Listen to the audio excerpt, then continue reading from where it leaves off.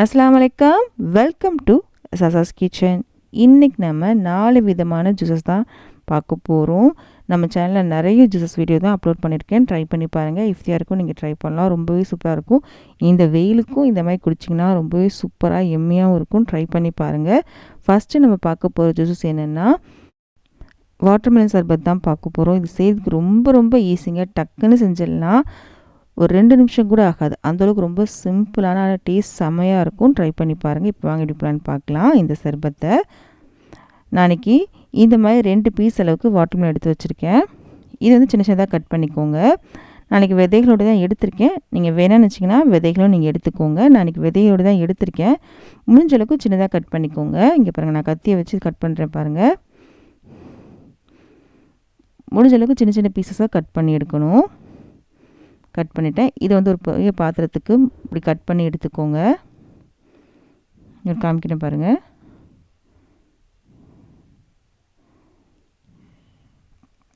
இந்த மாதிரி கட் பண்ணி எடுத்துக்கோங்க. இப்போது செகண்ட் பீஸை இந்த மாதிரி கட் பண்ணி எடுத்துக்கலாம். இந்த மாதிரி 2 பீஸ் எடுத்திருக்கேன். இந்த பழம் பார்த்திங்கன்னா நல்லாவே இனிப்பாக தான் இருக்குது. ரொம்பலாம் இனிப்பு இல்லாமலாம் இல்லை, நல்லா இனிப்பாக தான் இருக்குது. இங்கே பார்த்திங்களா, விதைகளோடு தான் எடுத்திருக்கேன். கொஞ்சம் பெரிய பீஸ்லாம் இருக்குது. அதை மட்டும் கொஞ்சம் சின்னதாக பண்ணிக்கலாம். ரொம்ப பெரிய பீஸ் வேண்டாம், சின்ன சின்ன பீஸாக மாற்றிக்கோங்க. இந்த மாதிரி கரண்டி வச்சு இந்த மாதிரி உடச்சிட்டுக்கலாம். நான் இன்றைக்கி விதையோடு தான் எடுத்திருக்கேன். நீங்கள் வேணாம்னு வச்சிங்கன்னா விதையை எடுத்துக்கோங்க. இப்போது நமக்கு இது ரெடியாக இருக்குது. இதை கட் பண்ணிங்கன்னா அந்த சர்பத் ரெடி ஆயிடுச்சு. இதில் வேலையே பார்த்திங்கன்னா இந்த பழத்தை கட் பண்ணுறது மட்டும்தான். இதில் ஒரு 4 டேபிள் ஸ்பூன் அளவுக்கு சர்க்கரை எடுத்திருக்கேன். நீங்கள் சர்க்கரை வேணும்னு நினச்சிங்கன்னா, இப்போ நான் எடுத்திருக்க பழம் பார்த்து நல்லா இனிப்பாக தான் இருக்குது. அதனால் 4 டேபிள் ஸ்பூன் அளவுக்கு சர்க்கரை எடுத்திருக்கேன். உங்கள் பழத்தோட இனிப்பு பொறுத்து சர்க்கரையை வந்து பேலன்ஸ் பண்ணி எடுத்துக்கோங்க. இப்போ நல்லா கலந்து விட்டுட்டோம். இதுக்கப்புறம் பால் சேர்க்க போகிறோம். பால் வந்து மொதவே காய்ச்சி ஆற வச்சு நல்லா சில் பண்ணி எடுத்திருக்கேன். 1 கப் அளவுக்கு பால் எடுத்திருக்கேன். பாருங்கள், கலந்து விட்டோம். அவ்வளோதான், நமக்கு வந்து சர்பத் ரெடி ஆயிடுச்சு. ரொம்ப சிம்பிளான ஒரு சர்பத் தான், டேஸ்ட்டாக இருக்கும். நீங்கள் சூடான பால்லாம் சேர்த்துறாதீங்க, நல்லா சில்லுன்னு இருக்க பால் சேர்த்துக்கோங்க. நீங்கள் வாங்கிட்டு வந்து வாட்டர்மெலனையும் பார்த்தீங்கன்னா ஃப்ரிட்ஜில் வச்சு நல்லா சில் பண்ணி எடுத்திங்கன்னா அதுவும் சூப்பராக இருக்கும். இது கூட சப்ஜா சீட்ஸை ஊற வச்சு எடுத்துருந்தேன், அதையும் நம்ம சேர்த்துக்கலாம். இந்த வெயிலுக்கு இந்த சப்ஜா சீட்ஸு அப்புறம் சைனா கிராஸ் இதெல்லாம் சாப்பிட்டிங்கன்னா உடம்புக்கு ரொம்பவே குளிர்ச்சியாக இருக்கும். அவ்வளோதான், நமக்கு சர்பத் ரெடி ஆயிடுச்சு. பாருங்கள், ரொம்ப சிம்பிளாக செஞ்சுட்டோம். ஈஸியான ஒரு சர்பத் தான். கண்டிப்பாக ட்ரை பண்ணி பாருங்கள். இதை வந்து ஒரு பெரிய கிளாஸ்க்கு சர்வ் பண்ணிடலாம். இந்த மாதிரி பெரிய கிளாஸில் சர்வ் பண்ணிடலாம்.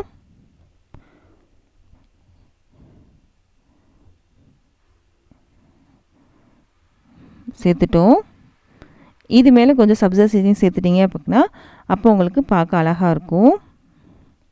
ட்ரை பண்ணி பாருங்கள். ரொம்ப சூப்பராகவே இருக்கும், எம்மியாகவும் இருக்கும். ட்ரை பண்ணி பார்த்துட்டு எப்படி இருந்தால் மறக்காமல் கம்பாக்ஸ் சொல்லுங்கள். மேலே கொஞ்சம் சப்ஜா சீட்ஸ் சேர்த்துக்கிறேன், கொஞ்சம் அழகுக்காக. அவ்வளோதான், இந்த சர்பத் ரெடி பண்ணிட்டோம். அடுத்து ஒரு சூப்பராக சர்பத் ரெடி பண்ண போகிறோம். அது என்னன்றதை பார்க்கலாமா? அது என்னென்னா மாம்பழ ஆப்பிள் சர்பத் தான் பார்க்க போகிறோம். ரொம்ப டேஸ்ட்டாக இருக்குங்க. செய்கிறது ரொம்ப ஈஸி தான். ரொம்ப கம்மியான பொருளை வச்சு சூப்பரான ஒரு சர்பத் செஞ்சிடலாம். செம்ம டேஸ்ட்டாக இருக்கும்.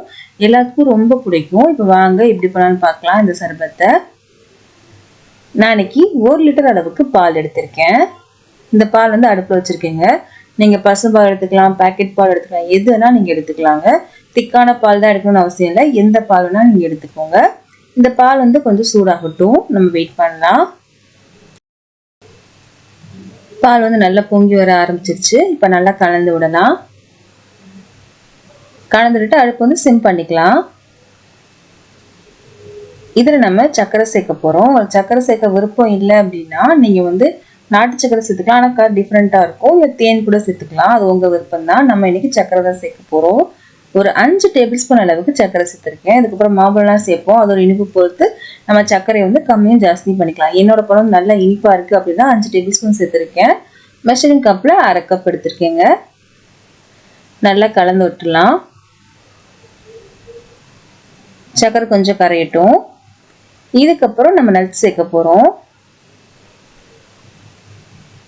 நட்ஸ் வந்து பார்த்தீங்க அப்படின்னா நான் இன்னைக்கு பாதாமும் பிஸ்தாவும் எடுத்திருக்கேங்க.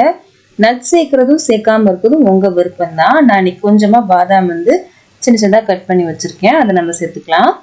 2 டேபிள் ஸ்பூன் பாதாமை கட் பண்ணி வச்சுருக்கேன். இதுக்கப்புறம் கொஞ்சமாக பிஸ்தாவும் கட் பண்ணி வச்சுருக்கேன். நீங்கள் முந்திரி சேர்க்கலாலும் சேர்க்கலாம், உங்களுக்கு விருப்பமானதை நீங்கள் சேர்த்துக்கோங்க. இப்படியே ஒரு 10 நிமிஷம் வரைக்கும் அப்படியே கொதிக்கட்டும். 10 நிமிஷத்துக்கு அப்புறம் பார்க்கலாம்.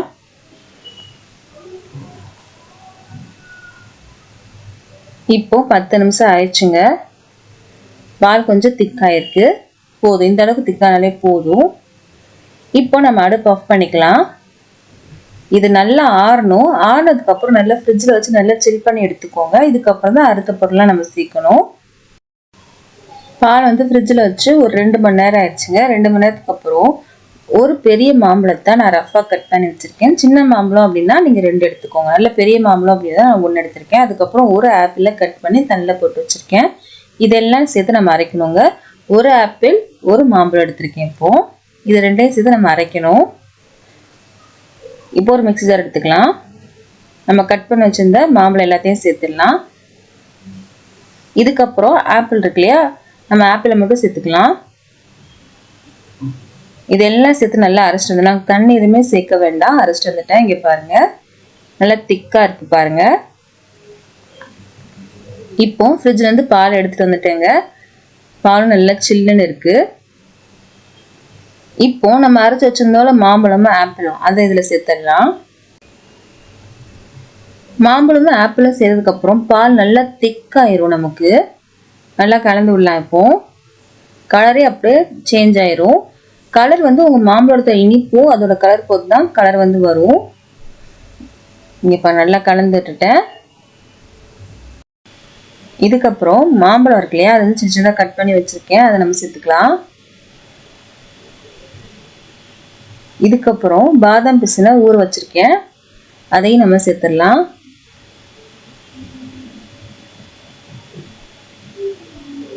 சேர்த்தாச்சு.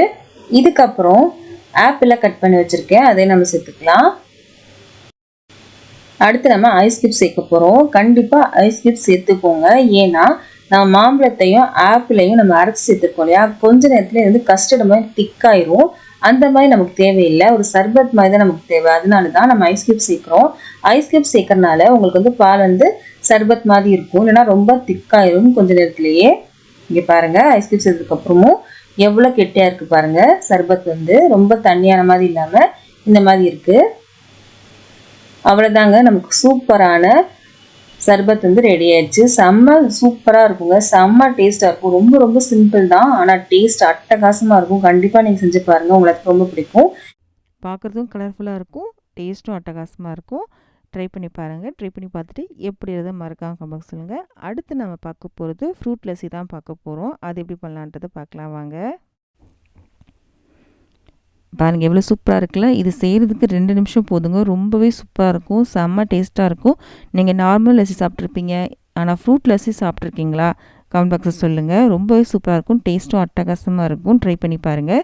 இப்போ ஒரு பெரிய பாத்திரம் எடுத்திருக்கேன். இதில் 300 கிராம் அளவுக்கு கெட்டியான தயிர் எடுத்துக்கோங்க. ரொம்ப பிடிக்காத தயிராக ஃப்ரெஷ்ஷான தயிர் எடுத்துக்கோங்க. முடிஞ்சவங்க நல்லா திக்கான தயிர் எடுத்துக்கோங்க. இது வீட்டில் உர ஊற்றின தயிர் தான். இது கூட கொஞ்சமாக ஐஸ் கியூப் சேர்த்துக்கிறேன். நம்ம ஐஸ் கியூப் சேர்க்கறனால தான் நம்ம வந்து தயிர் வந்து நல்லா கெட்டி எடுக்க சொன்னேன். முடிஞ்ச அளவுக்கு லஸ்ஸிக்கெலாம் நல்லா திக்கான தயிர் எடுத்தால் தான் நல்லாயிருக்கும். இதை வந்து நல்லா அந்த மாதிரி அடிச்சுக்கோங்க ஐஸ் கியூப் சேர்த்து. அப்போ உங்களுக்கு நல்லா க்ரீமியாக கிடைக்கும் நமக்கு. பார்த்திங்களா, நல்லா அடிச்சிட்டோம். இப்போ இதில் நம்ம ஃப்ரூட்ஸ்லாம் சேர்க்க போகிறோம். இதில் நான் வந்து ஆப்பிளை சின்ன சின்னதாக கட் பண்ணி வச்சுருக்கேன். தோல்லாம் எடுத்ததுக்கப்புறம் தான் கட் பண்ணி வச்சுருக்கேன். இதுக்கப்புறம் மாதுளம்பழம். உங்களுக்கு என்ன ஃப்ரூட்ஸ் பிடிக்குமோ, எந்த ஃப்ரூட்ஸ் உங்கள்கிட்ட இருக்கோ அதை நீங்கள் சேர்த்துக்கோங்க. இதுக்கப்புறம் பிளாக் கிரேப்ஸ் எடுத்திருக்கேன். இது கூட சப்ஜா விதைகள் ஊற வச்சு எடுத்திருக்கேன். இதுக்கப்புறம் சர்க்கரை எடுத்திருக்கேன். சர்க்கரை வந்து 3 டேபிள் ஸ்பூன் அளவுக்கு எடுத்திருக்கேன். உங்கள் சர்க்கரைக்கு பேலன்ஸ் பண்ணிக்கோங்க, இனிப்பு பொறுத்து நீங்கள் சர்க்கரை வந்து பேலன்ஸ் பண்ணிக்கோங்க. இதை சேர்த்து நல்லா கலந்து விட்டீங்க அப்படின்னா ஃப்ரூட் லஸ்ஸி ரெடி ஆயிரும். இதில் ஒரே ஒரு விஷயம் மட்டும் நீங்கள் பார்க்க வேண்டியது என்னென்னா, தயிர் வந்து நல்லா திக்காக எடுக்கணும், ரொம்ப பிடிக்காத தயிர் எடுக்கணும். இது 2 மட்டும் எடுத்திட்டிங்கன்னா உங்களுக்கு ஃப்ரூட் லஸ்ஸி வந்து ரொம்பவே சூப்பராக இருக்கும். அவ்வளோதான் நமக்கு. இது எந்த லஸ்ஸிக்கு மட்டும் இல்லை, எந்த லஸ்ஸி பண்ணுறதாலுமே நீங்கள் தயிர் வந்து நல்லா திக்காக இருக்கணும், ஃப்ரெஷ்ஷான தயிராக இருக்கணும். அவ்வளோதான், நமக்கு லஸ்ஸி வந்து ரெடி ஆயிடுச்சு. இதை நம்ம சர்வ் பண்ணிடலாம். ஒரு பெரிய கிளாஸில் சர்வ் பண்ணிடலாம். நம்ம ட்ரை பண்ணி பாருங்கள். இந்த வெயிலுக்கு இந்த மாதிரி ஒரு லஸ்ஸி குடிச்சிங்கன்னா ரொம்பவே சூப்பராக இருக்கும். ட்ரை பண்ணி பாருங்கள். பார்க்கும்போதும் கலர்ஃபுல்லாக இருக்கும், டேஸ்ட்டும் அட்டகாசமாக இருக்கும். அடுத்து நம்ம பார்க்க போகிறது ஒரு லெமன் ஜூஸ் தான். அது எப்படி பண்ணலான்றதை பார்க்கலாம் வாங்க. நான் சர்க்கரை சேர்த்துருக்கேன். சர்க்கரைக்கு பதில் நீங்கள் ஹனி கூட சேர்த்துக்கலாங்க. செம சூப்பரான இந்த ஜூஸை எப்படி பண்ணலாம் பார்க்கலாம் வாங்க. நான் இன்றைக்கி தண்ணிப்பழம் இருக்கு இல்லையா, அதை நான் கட் பண்ணி எடுத்திருக்கேன். இங்கே பாருங்கள், நான் விதையோடு தான் எடுத்திருக்கேன். உங்கள் பார்க்கும்போது உங்களுக்கே தெரியும், சும்மா கட் பண்ணி தான் வச்சுருக்கேன். ஒரு மீடியம் சைஸ் பழத்துலேருந்து பாதி எடுத்து நான் கட் பண்ணி வச்சுருக்கேன். நான் விதையோடு தான் கட் பண்ணி எடுத்து வச்சுருக்கேன். அவங்க பார்க்கும்போதே உங்களுக்கு தெரியும். இப்போது ஜூஸ் செய்ய ஆரம்பிச்சிடலாம் வாங்க. அதுக்காக ஒரு மிக்ஸி ஜார் எடுத்திருக்கேன். இதில் நம்ம கட் பண்ணி வச்சுருந்தோம்ல வாட்டர்மெலன், அதை நம்ம சேர்த்துடலாம். எல்லாத்தையுமே அப்படியே சேர்த்துடலாம். நீங்கள் விதையெல்லாம் எடுத்துகிட்டு சேர்க்குறத விட இந்த மாதிரி செய்யும்போது நம்ம கிளாஸில் எப்படி வடிகட்ட தான் போகிறோம், அதனால் ஒன்றும் பிரச்சனை இருக்காதுங்க. எல்லாத்தையும் சேர்த்தாச்சு. இதுக்கப்புறம் கொஞ்சமாக புதினா இலைகள் ஒரு கைப்பிடி அளவுக்கு எடுத்திருக்கேன், அதை நம்ம சேர்த்துக்கலாம். இதோட நம்ம வந்து 3 ஏலக்காய் சேர்த்துக்கலாம். ஏலக்காய் வாசம் பிடிக்காதவங்க இதை ஸ்கிப் கூட பண்ணிக்கலாம், நல்லா இருக்குங்க ஜூஸில். இதுக்கப்புறம் ஒரு சின்ன துண்டு இஞ்சியை நான் கட் பண்ணி எடுத்திருக்கேன். ரொம்ப சின்ன துண்டு தான், ரொம்ப சேர்க்க வேண்டாம். இதையும் சேர்த்துடலாம். இதுக்கப்புறம் நம்ம சேர்க்க போகிறது லெமன் ஜூஸ் சேர்க்க போகிறேன். ஒரு பெரிய பழத்துலேருந்து ஜூஸை மட்டும் எடுத்து வச்சுருக்கேன், அதை நம்ம சேர்த்துடலாம். இதுக்கப்புறம் ஒரு 4 டேபிள் ஸ்பூன் அளவுக்கு நான் சர்க்கரை சேர்த்துருக்கேன். உங்களுக்கு சர்க்கரை சேர்க்க விருப்பம் இல்லை அப்படின்னா லாஸ்ட்டில் நீங்கள் ஹனி கூட சேர்த்துக்கலாம். நாட்டு சர்க்கரை எது வேணால் நீங்கள் சேர்த்துக்கலாம், உங்கள் விருப்பம் தாங்க. தண்ணி எதுவும் சேர்க்காமல் நான் அரைச்சிட்டு வந்துட்டேங்க. இதுவே தண்ணி பழம் தானே, இதுவே நிறைய தண்ணி விடும். இப்போ நம்ம இதை வடிகட்டிடலாம். நான் கொஞ்சம் கூட தண்ணி சேர்க்கவே இல்லைங்க, பழத்தில் இந்த தண்ணி மட்டும்தான் வடிகட்டிட்டேன். இவ்வளோ இருக்குது, இது நமக்கு தேவையில்லை. நமக்கு ஜூஸ் ரெடி ஆயிடுச்சு பாருங்கள். இப்போது நம்ம சர்வ் பண்ணலாம். அதுக்காக ஒரு கிளாஸ் எடுத்திருக்கேன். நம்ம செஞ்ச ஜூஸை சேர்த்துடலாம்.